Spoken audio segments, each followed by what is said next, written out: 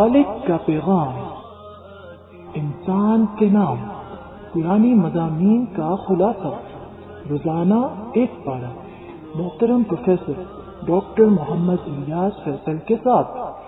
الحمدللہ وحدہ والصلاة والسلام علی من لا نبی بعدہ، رب اشرح لی صدری ویسر لی امری واحلل عقدۃ من لسانی یفقہوا قولی۔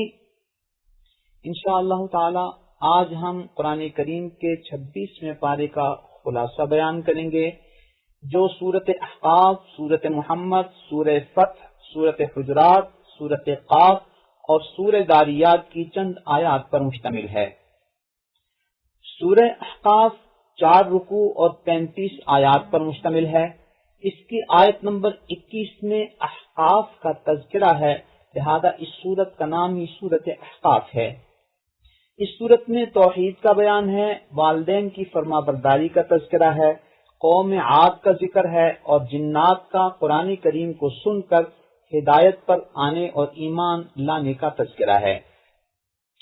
سورۃ دخان کی آیت نمبر 38 میں فرمایا گیا تھا، وَمَا خَلَقْنَا السَّمَاوَاتِ وَالْأَرْضَ وَمَا بَيْنَهُمَا لَاعِبِينَ، ہم نے آسمانوں اور زمینوں اور جو کچھ ان کے درمیان ہے اس کو کھیل کود کی وجہ سے پیدا نہیں کیا۔ یہاں سورہ احقاف کی آیت نمبر 3 میں اس حقیقت کو واضح کر دیا گیا کہ مقصد کائنات کیا ہے۔ ما خلقنا السماوات والارض وما بینہما الا بالحق واجل مسمى، ہم نے آسمانوں اور زمین کو پیدا نہیں کیا اور جو کچھ اس کے درمیان ہے اس کو بھی مگر حق کو واضح کرنے کے لیے اور ایک متعین مدت تک کے لیے۔ ان دونوں آیات مبارکہ میں اللہ رب العزت نے تخلیق کائنات کی مقصدیت کی طرف قوم کو اور انسانوں کو متوجہ فرمایا ہے۔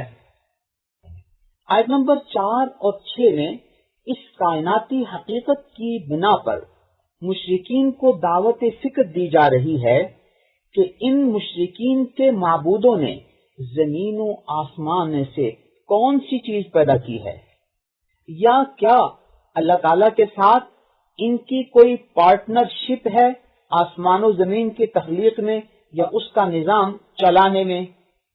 یقیناً جواب یہی ہے کہ ہرگز نہیں۔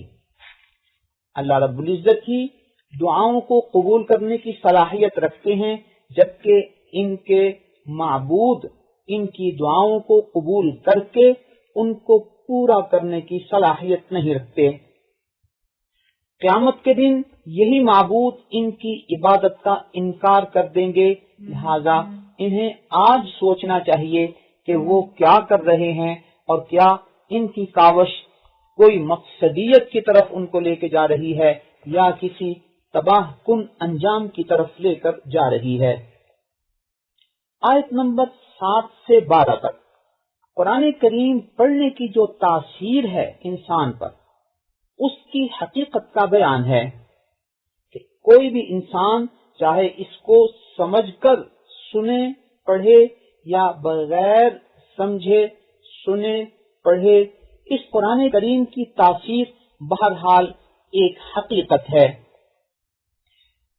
بعض دشمنان دین اس حقیقت کو چھپانے کے لیے یا تأثر دیتے تھے اور دیتے ہیں کہ یہ تو کوئی جادو ہے، جادو کی کتاب ہے اور یہ قرآن کی حقیقی تاثیر نہیں بلکہ جادو کی تاثیر ہے۔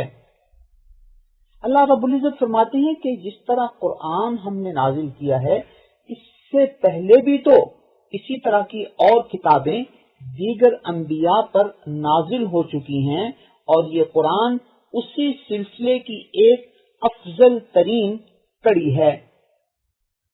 آیت نمبر 15 میں والدین اور خصوصاً والدہ کی قربانیوں کی وجہ سے ان کے ساتھ حسن سلوک کا تذکرہ ہے۔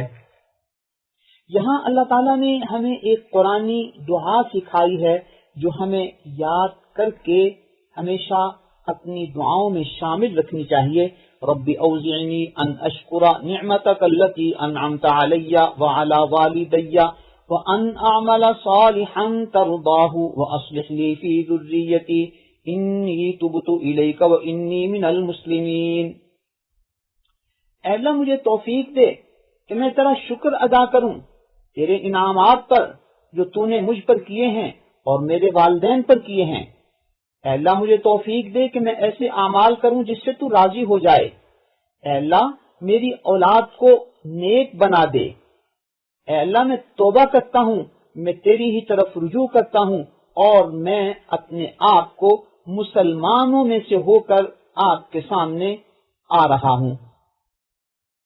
انسان چونکہ 40 برس تک میچور ہو جاتا ہے، لہذا یہاں 40 سالوں کا تذکرہ ہے تاکہ اس عمر میں انسان کی فکر و عمل میں تبدیلی آ جانی چاہیے اور انسان کو اللہ رب العزت کی طرف رجوع کر کے اپنی زندگی کے حقیقی مقصد کی طرف آنا چاہیے۔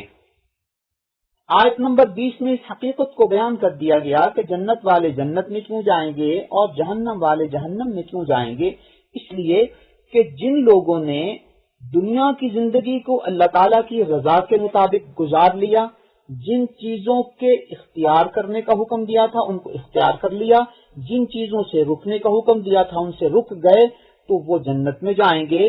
اور جنہوں نے دنیا کی زندگی کو آزادانہ گزارا اور یہاں ہی اپنے تمام تر مفادات، اپنی تمام تر خواہشات کو پورا کرنے کی کوشش کی اور اللہ تعالیٰ کے احکامات کے سامنے سر تسلیم خم نہ کیا، تو قیامت کے دن ایسے لوگوں سے کہا جائے گا کہ تم نے اپنی خواہشات کو دنیا میں پورا کر لیا اور اپنی زندگی کو اپنی خواہشات کے مطابق گزارا، اللہ کے احکامات کے مطابق نہیں گزارا، لہذا اب تمہارا ٹھکانہ جہنم ہے۔ آیت نمبر 21 سے 26 تک قوم عاد کا تذکرہ ہے جن کی طرف حضرت ہود علیہ السلام کو بھیجا گیا تھا۔ ان کا علاقہ اس وقت احقاف کہلاتا تھا۔ یہ علاقہ آج کل سعودی عرب کے علاقے نجران میں واقع ہے، جن پر ان کے کفر و شرک کی وجہ سے اس دور میں عذاب آیا تھا۔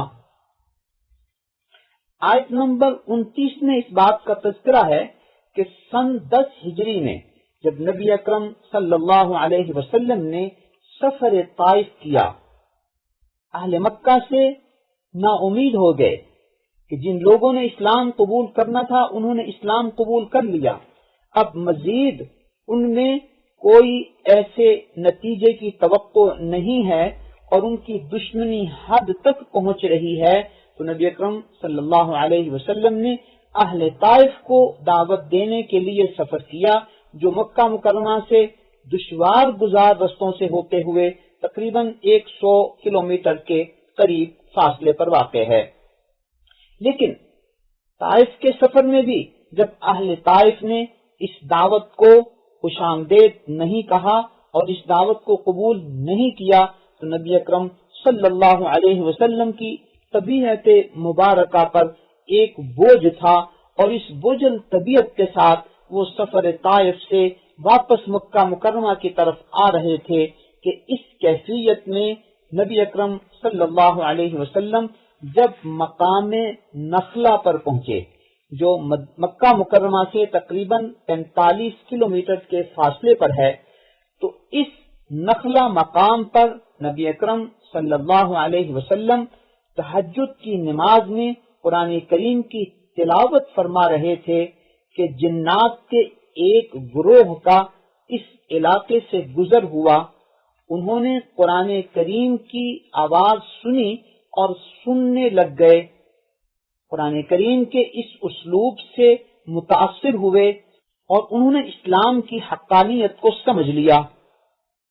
وہ خود بھی قرآن اور اسلام کی طرف متوجہ ہوئے اور واپس جا کر انہوں نے بقیہ جنات کو بھی اس حقیقت کی طرف بلایا۔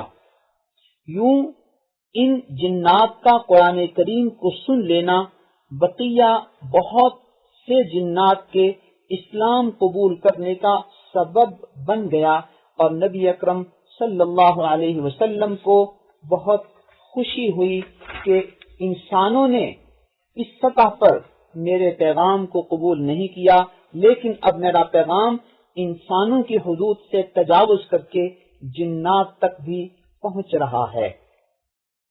سورت محمد کا آغاز ہے جو مدنی ہے، 4 رکوعوں پر مشتمل ہے اور اس کی 38 آیات ہیں۔ اس سورت مبارکہ میں اس بات کا تذکرہ ہے کہ اللہ پر ایمان لانے کے ساتھ ساتھ نبی اکرم صلی اللہ علیہ وسلم پر ایمان لانا بھی لازم ہے، اس کے بغیر نجات کی کوئی شکل نہیں ہے۔ نمبر 2، جنگی قیدیوں کی بابت کچھ تعلیمات ہیں۔ اسی صورت میں جنت و جہنم اور اہل جنت اور اہل جہنم کے اعمال کا تذکرہ ہے، جنت کی نعمتوں اور جہنم کی سختیوں کا تذکرہ ہے۔ پہلی آیت میں اس بات کا تذکرہ ہے کہ جو شخص کفر کی حالت میں رہتا ہے اور اسی پر مرتا ہے، اس نے اپنی زندگی میں اگر کچھ نیک اعمال کیے ہوتے ہیں تو وہ اس کے کفر کی بنا پر قبول نہیں ہوتے، اللہ کے ہاں وہ ضائع ہو جاتے ہیں، کیونکہ اعمال کی قبولیت کے لیے اسلام اور ایمان ضروری ہے۔ آیت نمبر 2 میں والذین آمنوا وعملوا الصالحات وآمنوا بما نزل علی محمد وهو الحق من ربهم، اس بات کا تذکرہ ہے کہ نجات کا معیار یہ ہے کہ جو لوگ اللہ پر ایمان لائیں، نیک اعمال کریں اور جو کچھ نبی اکرم صلی اللہ علیہ وسلم پر اتارا گیا ہے وہ اس پر ایمان لائیں، یعنی قرآن پر ایمان لائیں، اور قرآن نبی اکرم صلی اللہ علیہ وسلم پر اترا ہے۔ قرآن پر ایمان لانا نبی اکرم صلی اللہ علیہ وسلم کی رسالت پر ایمان لانا ہے اور انہیں اللہ کا سچا رسول ماننا ہے۔ بتایا گیا کہ یہی طریقہ حق ہے، اللہ رب العزت کی طرف سے یہی ایک معیار ہے۔ یہاں واضح طور پر بتا دیا گیا کہ اللہ تعالیٰ پر ایمان لانے کے ساتھ ساتھ نبی اکرم صلی اللہ علیہ وسلم کی سچی سچی رسالت پر ایمان لانا بھی ضروری ہے۔ یہاں آپ کے سامنے ایک عجیب حقیقت کا انکشاف و اظہار کرتا چلوں کہ دور حاضر کا ایک ملحد جو غامدی کے لقب سے متعارف ہے، اس کا موقف یہ ہے کہ دور حاضر میں بھی اگر کوئی شخص مسلمان ہے، یہودی ہے یا عیسائی ہے تو آج بھی وہ سب لوگ نجات پا جائیں گے۔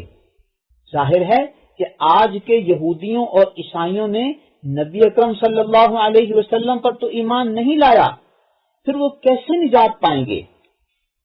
غامدی کا یہ نظریہ قرآن کریم میں سورہ محمد کی اس آیت نمبر 2 کے صریح خلاف ہے، اور یہ ان کا وہ مغربی ایجنڈا ہے جسے وہ اسلام کے نام پر اسلامی معاشرے میں انجیکٹ کر رہے ہیں۔ افسوس ہے کہ ہمارے بعض چینلز اور اینکرز ان کے اس قسم کے الہادی افکار کو پروموٹ کر رہے ہیں۔ ان کو اپنی اس پالیسی پر نظر ثانی کرنی چاہیے۔ آیت نمبر 4 میں جنگی قیدیوں کی بابت کچھ تعلیمات بتائی گئی ہیں، فَإِمَّا مَنًّا بَعْدُ وَإِمَّا فِدَاءً، یا تو ان کو احسان کر کے چھوڑ دو یا فدیہ لے کر چھوڑ دو۔ اگر ہم قیدیوں کے بارے میں سوچیں تو ہمارے سامنے ان کے 4 آپشن آتے ہیں۔ نمبر 1، ان کو قتل کر دیا جائے۔ نمبر 2، ان کو قیدی بنا لیا جائے، ان کو غلام بنا لیا جائے۔ نمبر 4، انہیں آزاد کر دیا جائے۔ اگر انہیں قتل کریں گے تو ان انسانوں میں پتہ نہیں کتنے قیمتی دماغ ہیں جو معاشرے کے لیے مفید ثابت ہو سکتے ہیں، اور ان کے قتل سے انسانیت ان کی صلاحیتوں سے محروم ہو جائے گی۔ لہذا بہتر یہی ہے کہ ان کو قتل نہ کیا جائے، باوجود کہ وہ کسی ملک کے خلاف جنگ میں مصروف تھے اور ہاں یا نہ زندگی اور موت کی جنگ لڑ رہے تھے۔ دوسری شکل، اگر ان کو قیدی بنا لیا جائے تو آپ پر مخفی نہیں کہ قیدی किस मुश्किल जिंदगी में अपना वक्त गुजार रहे होते हैं, उनकी काल कोठरियां, उनकी खुराक, एक बंद माहौल में उनका वक्त किस मुश्किल और कठिन हालात से गुजरता है, और वो मुआशरे की जिंदगी को, खुली हवा को देखने से महरूम और मायूस हो जाते हैं। इससे भी इंसानियत को बहुत ज्यादा नुकसान होता है और इंसानी नफ्सियात पर मनफी असर पड़ता है। तीसरी सूरत यह है कि उन्हें गुलाम बना लिया जाए। गुलाम बनाने की सूरत में उन्हें मुआशरे में अपना अमली किरदार और अपनी सलाहियतों को बरोएकार लाने का मौका मिलता है, और वो एक आजाद फिजा में अपनी जिंदगी गुजार रहे होते हैं। लिहाजा कैदी बनाने से गुलाम बना लेना एक इंसान के लिए बहुत बेहतर नजर आता है। चौथी शक्ल यह है कि उन्हें उसी वक्त आजाद कर दिया जाए। अगर उन्हें आजाद कर देंगे तो न जाने थोड़ी ही देर में वो दोबारा जत्था बनकर हमला आवर हो जाएंगे और नुकसान पहुंचाएंगे। यहाँ जब हम गुलाम का तज़किरा करते हैं तो इस मौके पे मुफ्ती आजम मुफ्ती मोहम्मद शफी साहब रहमतुल्लाह अलैह की तफसीर मारिफुल कुरान जिल्द 8 सफ़ा 27 पर कुछ बुनियादी मालूमात का तज़किरा भी मुलाजिम मालूम होता है। हज़रत फरमाते हैं कि जंग के बाद जंगी कैदियों के लिए कत्ल, कैद, गुलामी, आजादी, ये सब ऑप्शन हुक्मरान के सामने मौजूद होते हैं। उनको गुलाम बना लेना वाजिब और जरूरी नहीं, एक ऑप्शन और इख्तियार है। अगर वो मुनासिब समझें तो कत्ल कर दें, मुनासिब समझें कैदी बना लें, मुनासिब समझें गुलाम बना लें, मुनासिब समझें आजाद कर लें, तो गुलाम बना लेना एक ऑप्शन है। दूसरी हकीकत उन्होंने ये बयान फरमाई कि अगर दो मुल्कों में इस बात का मुआहदा हो कि वो एक दूसरे के साथ जंग की शक्ल में दूसरे की जंगी कैदियों को गुलाम नहीं बनाएंगे, तो उन दोनों मुल्कों को इस मुआहदे की पासदारी करनी चाहिए। जब उनकी जंग हो तो वो अपने कैदियों को गुलाम न बनाएं। यहाँ यह हकीकत वाज़ेह हो गई कि ये इन दो मुल्कों का वक्ती मुआहदा है, लेकिन शरीयत का जो हुक्म है और शरीयत का जो इख्तियार है वो ता क़यामत बाकी है, क्योंकि कुरानी अहकामात क़यामत तक के लिए हैं। ये दो मुल्कों का वक्ती मुआहदा इस्लामी शरीयत को मनसूख नहीं करता, बल्कि उन्हें इस मुआहदे की पासदारी का हुक्म देता है जब तक वो मुल्क मौजूद हैं, जब तक उनका ये मुआहदा मौजूद है। इसी तनाजुर में हम देखते हैं कि अक़वाम मुत्तहिदा की जनरल असेंबली ने 10 दिसंबर 1948 को इंसानी हुकूक का जो आलमी मंशूर पास किया, उसकी दफा 4 में है कि कोई शख्स गुलाम या लौंडी बनाकर न रखा जा सकेगा। गुलामी और बुर्दा फरोशी चाहे उसकी कोई शक्ल भी हो ममनू करार दी जाएगी। मुलाहजा हो इंसानी हुकूक का आलमी मंशूर सफ़ा 4। यूं जिन ममालिक ने अक़वाम मुत्तहिदा के इस चार्टर पर दस्तखत किए हैं, तो गोया वो ममालिक इस मंशूर की पासदारी के पाबंद हैं। जब तक ये मंशूर बाकी है, जब तक ये मुआहदा बाकी है, उस वक्त तक इन ममालिक को इसकी पासदारी करनी चाहिए कि वो एक दूसरे के साथ जंग की शक्ल में जंगी कैदियों को गुलाम न बनाएं। लेकिन वो हकीकत अपनी जगह कायम और दायम है कि इस्लामी शरीयत क़यामत तक के लिए है। गुलाम बनाने का इख्तियार منسوخ نہیں ہوا، وہ باقی ہے جب تک یہ معاہدہ باقی ہے، جب تک اقوام متحدہ کے ان ممالک کی اس منشور پر دستخط کرنے کی کیفیت باقی ہے۔ جب یہ سسٹم ختم ہو تو اسلام کا وہ اختیار باقی رہے گا۔ اس حقیقت کو ہمیں سمجھ لینا چاہیے۔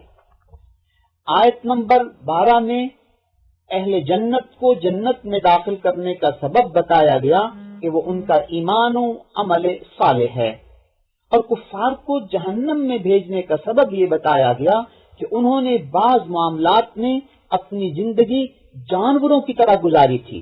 ان کا کھانا پینا، سونا جاگنا، اوڑھنا بچھونا، چلنا پھرنا، دیگر جنسی معاملات سب جانوروں کی طرح تھے، تو یہ سبب بن گیا ان کے جہنم میں جانے کا۔ آیت نمبر 15 میں جنت کی منظر کشی کی گئی ہے کہ اس میں صاف پانی، دودھ، صاف شفاف شراب اور شہد کی نہریں جاری ہوں گی، ہر طرح کے پھل مہیا ہوں گے، اور اللہ تعالیٰ کی مغفرت عطا کر دی جائے گی، اور یہ اہل جنت ہمیشہ اس جنت میں رہیں گے۔ جبکہ جہنمیوں کے عذاب اور سختی کا ایک منظر بیان کیا گیا کہ ان کو جو پانی پلایا جائے گا، اس کے پینے کی وجہ سے ان کی انتڑیاں کٹ جائیں گی۔ سورہ فتح کا آغاز ہے۔ سورہ فتح مدنی ہے، اس کی 39 آیات ہیں اور 4 رکوع ہیں۔ اس سورت میں صلح حدیبیہ کو فتح مبین قرار دیا گیا ہے، اور اس معاشرتی نفسیاتی حقیقت کو بیان کیا گیا ہے کہ بعض لوگ ہمارے آپ کے اچھے حالات میں ہم سے قریب ہوتے ہیں اور مشکل حالات میں ہم سے دور ہوتے ہیں۔ اللہ رب العزت نے بیعت رضوان میں شریک ہونے والوں کے لیے اعلان رضا کر دیا ہے۔ اس صورت میں اس بات کا تذکرہ ہے کہ حدیبیہ کے اگلے سال عمرے کا موقع مل جائے گا، اور اس صورت کے آخر میں صحابہ کرام کی عظمت و فضیلت کا تذکرہ ہے۔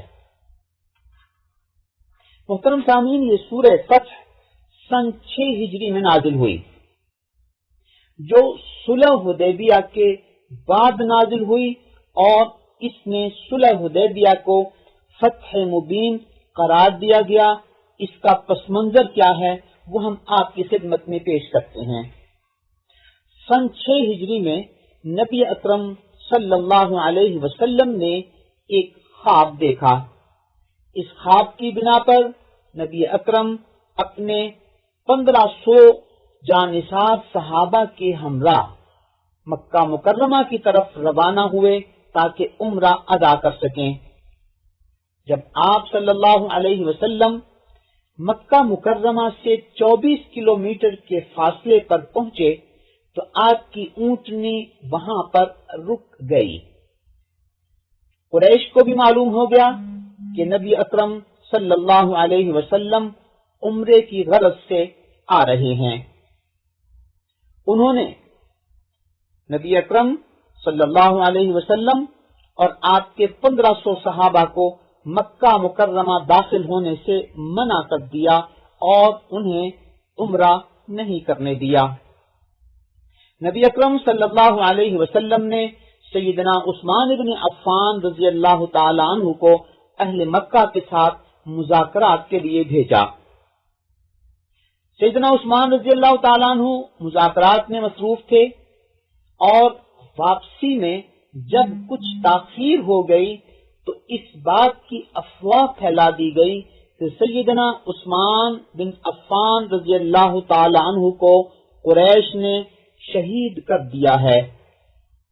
نبی اکرم صلی اللہ علیہ وسلم اور آپ کے جانثار صحابہ پر یہ خبر اتنی گراں اور شاق گزری کہ آپ نے تہیہ کیا کہ ہم اپنے عثمان کا بدلہ لیے بغیر یہاں سے نہیں جائیں گے، اور اس مقصد کے لیے آپ نے تمام صحابہ سے بیعت لی۔ اس بیعت کو بیعت رضوان کہا جاتا ہے۔ اسی بیعت کے بارے میں اسی سورت کی آیت نمبر 18 میں ہے، لَقَدْ رَضِيَ اللَّهُ عَنِ الْمُؤْمِنِينَ إِذْ يُبَايِعُونَكَ تَحْتَ الشَّجَرَةِ، یقیناً اللہ راضی ہے ان مومنین سے جنہوں نے درخت کے نیچے آپ کی بیعت کی ہے۔ اس صورتحال میں سیدنا عثمان ابن عفان رضی اللہ تعالیٰ عنہ کچھ دیر بعد مقام حدیبیہ پر پہنچ گئے، جس سے واضح ہو گیا کہ یہ افواہ تھی اور غلط خبر تھی۔ اسی دوران قریش کا ایک وفد نبی اکرم صلی اللہ علیہ وسلم کے ساتھ مذاکرات کے لیے پہنچا، اور طویل مذاکرات کے بعد اس بات پر معاہدہ طے ہو گیا کہ نبی اکرم اور ان کے صحابہ اس سال واپس مدینہ منورہ چلے جائیں گے، اور آئندہ سال وہ عمرے کے لیے آئیں گے، یعنی آئندہ سال ان کو عمرے کی اجازت دی جائے گی۔ یہ بہت کڑی اور سخت شرط تھی۔ ان کڑی شرائط پر صلح کی بابت سیدنا عمر ابن خطاب رضی اللہ تعالیٰ عنہ اور بعض دوسرے صحابہ کرام نے استفسار کیا کہ حق پر ہونے کے باوجود اتنی کڑی شرائط پر صلح کیوں کی گئی؟ ان کے اس استفسار اور اس پریشانی کے ازالے کے لیے اللہ رب العزت نے یہ سورہ فتح نازل فرمائی، تاکہ انہیں اور سب کو اطمینان ہو جائے کہ یہ صلح حدیبیہ بظاہر کڑی شرائط پر کی گئی ہے، لیکن حقیقت میں یہ مسلمانوں کے لیے بہت بڑی فتح ہے۔ حدیبیہ کی بابت ہم کچھ ضروری باتیں معلومات آپ کی خدمت میں پیش کرتے ہیں۔ حدیبیہ کے مقام پر ایک کنواں تھا، جس کی وجہ سے یہ سارا علاقہ حدیبیہ کے نام سے مشہور و متعارف ہو گیا۔ یہ حدیبیہ مقام مکہ مکرمہ سے 24 کلومیٹر کے فاصلے پر ہے، اور یہ حد حرم ہے، یعنی 24 کلومیٹر کے اندر کی طرف مکہ مکرمہ کی حدود کا علاقہ شروع ہو جاتا ہے، اور اس سے پیچھے حل یعنی حد حرم سے باہر کا علاقہ ہے۔ آج کل یہ علاقہ شمیسی کہلاتا ہے۔ نبی اکرم صلی اللہ علیہ وسلم یہاں قیام فرما تھے، اور صحابہ کرام اپنا دینی وقت نبی اکرم صلی اللہ علیہ وسلم کی تعلیمات کے مطابق گزار رہے تھے کہ پانی کی قلت محسوس ہوئی۔ صحیح بخاری کی حدیث نمبر 3576 کے مطابق جب صحابہ کرام نے اپنی یہ کیفیت نبی اکرم صلی اللہ علیہ وسلم کی خدمت میں عرض کی، تو آپ کے سامنے ایک پانی کا ڈول تھا۔ نبی اکرم صلی اللہ علیہ وسلم نے اپنا دست مبارک اس ڈول میں ڈالا، تو اس سے اس طرح چشمہ جاری ہوا کہ پانی بہنے لگ گیا۔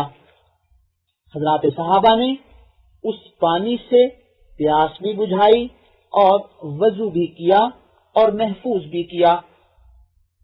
راوی کہتے ہیں کہ اس وقت ہماری تعداد 1500 تھی، لیکن اس پانی کی وسعت اور اس پانی کی کثرت کا یہ عالم تھا کہ اگر ہم 1,00,000 افراد بھی ہوتے تو وہ ہمارے لیے کافی ہو جاتا۔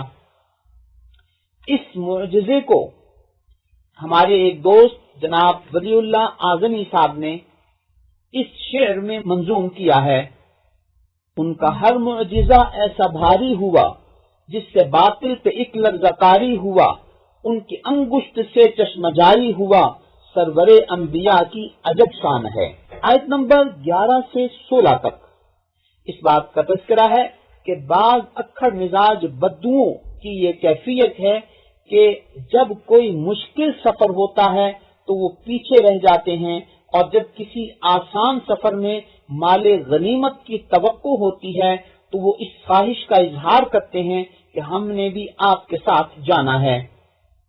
اللہ کے نبی صلی اللہ علیہ وسلم کو یہ فرمایا گیا کہ آپ انہیں کہہ دیں کہ ان قریب ایک مشکل سفر کے لیے اور سخت دشمن کے ساتھ مقابلے کے لیے تیاری ہو رہی ہے، لہذا تم بھی اس وقت کے لیے اپنے آپ کو امیدوار کی حیثیت سے تیار کرو تاکہ تمہاری حقیقت سب پر واضح ہو جائے۔ آیت نمبر 18 میں اللہ رب العزت نے یہ واضح ارشاد فرمایا، لقد رضی اللہ عن المؤمنین اذ یبایعونک تحت الشجرہ، یقیناً اللہ راضی ہوا ان تمام مومنین سے جنہوں نے درخت کے نیچے آپ کی بیعت کی۔ واضح رہے کہ ان بیعت کرنے والوں میں سیدنا ابو بکر صدیق رضی اللہ تعالیٰ عنہ، خلیفہ دوم سیدنا عمر بن خطاب رضی اللہ تعالیٰ عنہ، خلیفہ سوم سیدنا عثمان بن عفان رضی اللہ تعالیٰ عنہ، خلیفہ چہارم سیدنا علی مرتضی رضی اللہ تعالیٰ عنہ، اور 1500 صحابہ تھے جن کے بارے میں اللہ رب العزت نے اپنی رضا کا اعلان کر دیا۔ جب اللہ رب العزت ان تمام قدسی ہستیوں سے رضا کا اعلان کر رہے ہیں تو پھر کون شخص ہوتا ہے جو یہ جسارت اور جرت کرے کہ وہ ان کے اوپر زبان تان دراز کرے؟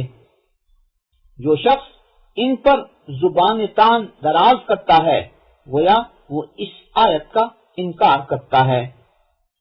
اللہ تعالی ہمیں صحابہ اکرام رضوان اللہ تعالی علیہم اجمعین کا احترام و ادب کرنے کی توفیق عطا فرمائے۔ آیت نمبر 27 میں اللہ رب العزت نے اسی حقیقت کا تذکرہ کیا کہ نبی اکرم صلی اللہ علیہ وسلم نے جس خواب کی بنیاد پر سفر کیا تھا وہ خواب کب پورا ہونا تھا؟ اسی صلح حدیبیہ والے سال یا اس سے اگلے سال؟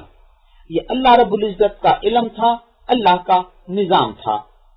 گو کہ یہ خواب سن 6 ہجری میں دیکھا اور اسی خواب کی بنیاد پر سفر بھی کیا، صحابہ نے بھی سفر کیا، لیکن نبی اکرم صلی اللہ علیہ وسلم جب مکہ کے 24 کلومیٹر کے فاصلے پر حد حرم تک پہنچے تو آپ کو آگے جانے سے روک دیا گیا اور نتیجتاً آپ کو واپس آنا پڑا۔ یہ اللہ رب العزت کا اپنا ایک نظام ہے جس کے بابت ارشاد فرمایا فَعَلِمَ مَا لَمْ تَعْلَمُوا، اللہ تعالیٰ ان چیزوں کو جانتا ہے جنہیں تم نہیں جانتے۔ محترم سامعین، اللہ تعالیٰ اپنے نبی مکرم کو غیب کی باتیں بتانے پر آئیں تو انہیں بتا دیں کہ عالم دنیا سے آپ کے پردہ فرمانے کے بعد سب سے پہلے آپ کی لخت جگر خاتون جنت سیدہ فاطمہ آ کر ملیں گی، اور آپ کی ازواج مطہرات میں وہ بیوی آئے گی جس کے بارے میں نبی اکرم صلی اللہ علیہ وسلم نے ارشاد فرمایا کہ میری بیویوں میں سب سے پہلے اس کو وفات ہوگی جس کے بارے میں اطولکن یدن، لمبے ہاتھ والی فرمایا، اور وہ سیدہ زینب بنت جحش تھی جو آپ کی وفات کے بعد سب سے پہلے فوت ہوئیں۔ اس بات کا تذکرہ صحیح مسلم میں موجود ہے۔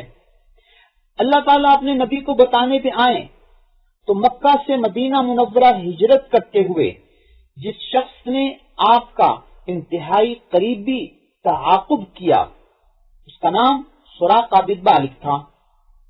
جب وہ انتہائی قریب پہنچا تو نبی اکرم صلی اللہ علیہ وسلم نے اس کو بلا کر غیب کی یہ خبر سنائی کہ ایک وقت آئے گا جب تمہیں فارس کے بادشاہ کسرا کے کنگن پہنائے جائیں گے، یعنی ہم جہاد کریں گے یا میری امت جہاد کرے گی اور کسرا کے کنگن مال غنیمت میں ملیں گے اور وہ تمہیں پہنائے جائیں گے۔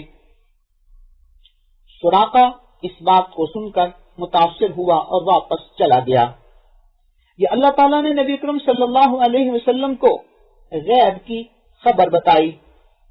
اگر اللہ تعالیٰ غیب کی خبر بتانا چاہیں تو فتح مکہ کے سفر سے پہلے مدینہ منورہ میں ایک صحابی حاطب بن بلتع نے جو خط لکھا تھا اور ایک عورت کے ذریعے اہل مکہ تک پہنچانے کی کوشش کی تھی، نبی اکرم صلی اللہ علیہ وسلم نے اس کی خبر دی، چند صحابہ کو بھیجا اور انہوں نے وہ خط ان سے دریافت کر لیا اور برآمد کر لیا۔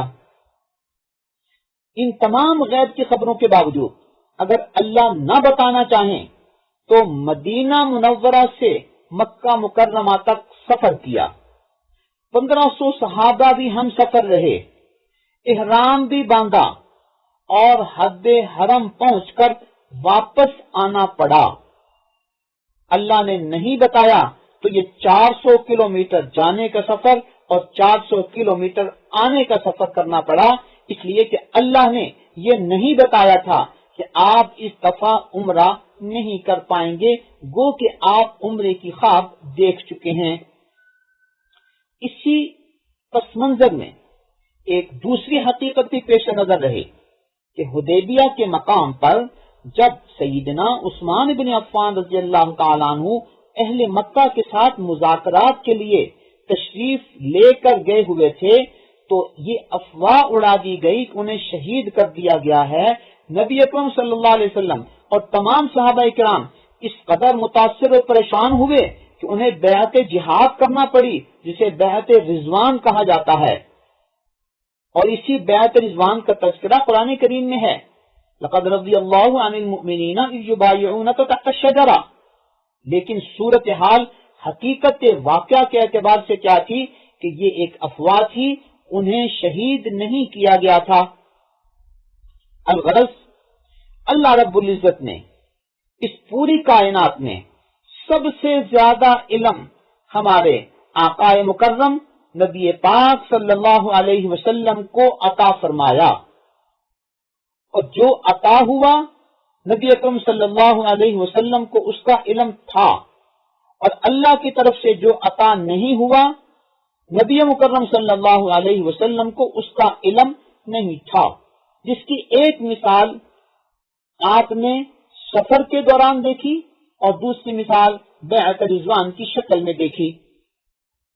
ہم سب کو قرآن کریم پڑھ کر اپنے عقائد کو سمجھنا چاہیے اور بلا وجہ بعض جاہل، انتشار پسند اور فرقہ پرست لوگوں کی باتوں میں آ کر پریشان نہیں ہونا چاہیے۔ اس سورت کی آیت نمبر 27 میں اللہ رب العزت نے ایک بہت بڑی حقیقت واضح کی، محمد الرسول اللہ والذین معہ اشداء علی الکفار رحماء بینہم۔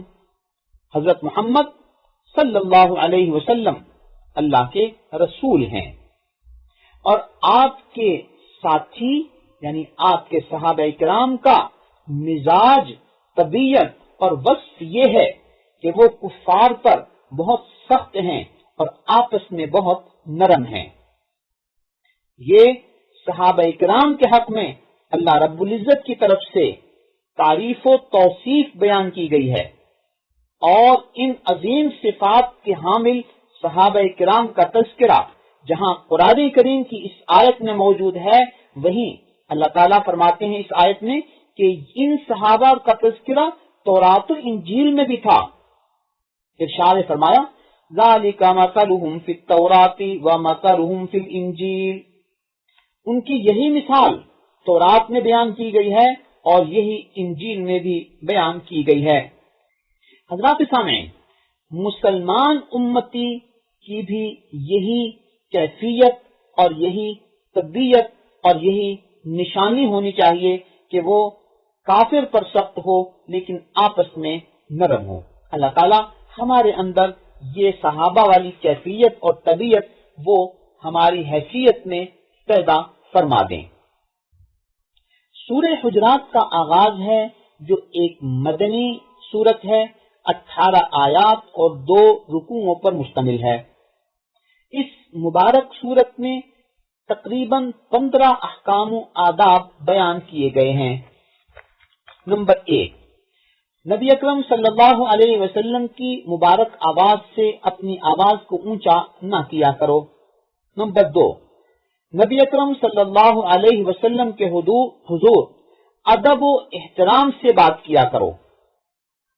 نبی اکرم صلی اللہ علیہ وسلم کی خدمت عالیہ میں آج بھی جب ہم سلام عرض کرنے کے لیے حاضر ہوتے ہیں تو ہمیں اس ادب کی پاسداری کرنی چاہیے، انتہائی خشوع و خضوع کے ساتھ، ادب و احترام کے ساتھ، آہستہ اور پست آواز کے ساتھ سلام اور صلات پیش کرنا چاہیے، تاکہ کہیں ہماری آواز اونچی نہ ہو جائے، جو بے ادبی ہے۔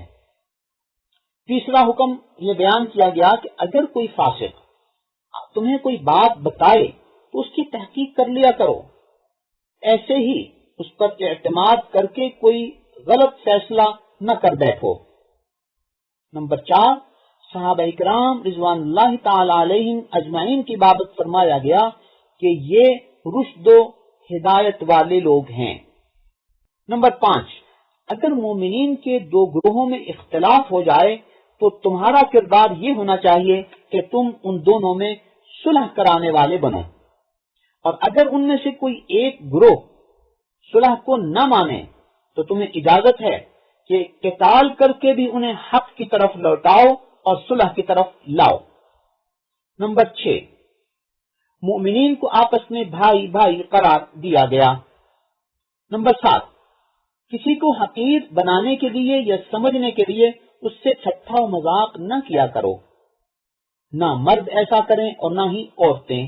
نمبر 8، ایک دوسرے پر عیب نہ لگاؤ۔ نمبر 9، دوسروں کو چڑھانے والے لقب اپنی زبان سے ادا نہ کیا کرو۔ نمبر 10، آپس میں بدگمانی نہ کیا کرو۔ نمبر 11، ایک دوسرے کی عیب جوئی اور جاسوسی نہ کیا کرو۔ نمبر 12، ایک دوسرے کی غیبت نہ کیا کرو، کہ یہ اس طرح ہے جیسے تم کسی مردہ بھائی کے گوشت کو کھا رہے ہو۔ نمبر 13، تمہارے یہ جو قبیلے اور برادریاں ہیں یہ باہمی تعارف کے لیے ہیں، لیکن عزت و کرامت و فضیلت کا معیار اللہ کے دین کی پابندی اور تقوی ہے۔ نمبر 14، جو اسلام و ایمان پر چل رہا ہے وہ کسی پر احسان نہ جتائے کہ وہ مومن و مسلمان ہے، اللہ کا اس پر احسان ہے کہ اس نے اس کو اسلام و ایمان پر آنے اور رہنے کی توفیق عطا فرمائی ہے۔ نمبر 15، اللہ ہی وہ ذات ہے جو عالم الغیب ہے اور جو تمہارے تمام اعمال کو دیکھ رہا ہے۔ سورہ قاف مکی ہے، جس کی 45 آیات اور 3 رکوع ہیں۔ اس کی آیت نمبر 2 میں اس بات کا تذکرہ ہے کہ کفار کو اس بات پر تعجب ہو رہا ہے کہ اللہ تعالیٰ نے نبی اکرم صلی اللہ علیہ وسلم کو حضرت آدم علیہ السلام کی اولاد میں سے بھیجا ہے، اور یہی وجہ بن رہی ہے ان کے انکار کی۔ آیت نمبر 3 سے آیت نمبر 11 تک اس بات کا تذکرہ ہے کہ جو لوگ قیامت کے دن دوبارہ اٹھنے پر تعجب کرتے ہیں وہ اس بات پر غور کریں کہ اللہ تعالیٰ ہی وہ ذات ہیں جنہوں نے آسمانوں کو بنایا، انہیں مزین کیا اور ان میں کوئی شگاف نہیں رہنے دیا۔ اللہ تعالیٰ نے زمین کی تخلیق کی، اس میں پہاڑوں کو رکھا، آسمان سے یعنی بلندی سے بارش نازل ہوتی ہے جس سے مختلف کھیتیاں اگتی ہیں، خوشے والی کھجوریں اگتی ہیں، بنجر اور مردہ زمین آباد و زندہ ہو جاتی ہے۔ جو ہستی یہ سب کچھ کر سکتی ہے وہی ہستی تمہیں دوبارہ اسی طرح زندہ بھی کر دے گی۔ آیت نمبر 16 سے 26 تک ہے کہ انسان کو ہم نے پیدا کیا اور ہم اس کی شہرت سے بھی زیادہ قریب ہیں۔ بتایا گیا کہ تمہارے دائیں اور بائیں 2 لکھنے والے فرشتے متعین ہیں جو تمہاری ہر بات کو نوٹ کرتے ہیں۔ پھر تمہیں جب موت آئے گی جو تمہیں اچھی نہیں لگتی، اور قیامت کے دن تم میں سے ہر ایک کے ساتھ ایک ہانکنے والا شخص ہوگا اور دوسرا گواہی دینے والا شخص ہوگا۔ موت آ جانے کے بعد تم اس ساری کیفیت سے غافل تھے جو اب عملاً تمہارے سامنے ہے۔ یہاں فرشتے کی تمہارے بارے میں گواہی کے بعد یہ حکم ہوگا کہ ان اعمال کے حامل جو لوگ ہیں ان کو جہنم میں ڈال دو۔ کون سے اعمال؟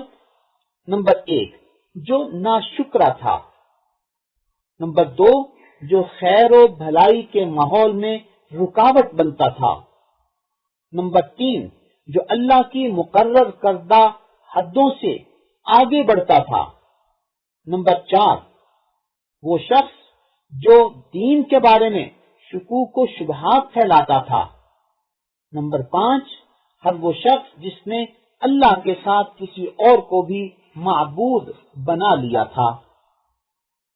آیت نمبر 36 میں ہے کہ تم سے پہلے تم سے زیادہ طاقتور لوگ گزر چکے ہیں جنہیں اللہ کی نافرمانی کی بنا پر اللہ تعالیٰ نے ہلاک کر دیا ہے۔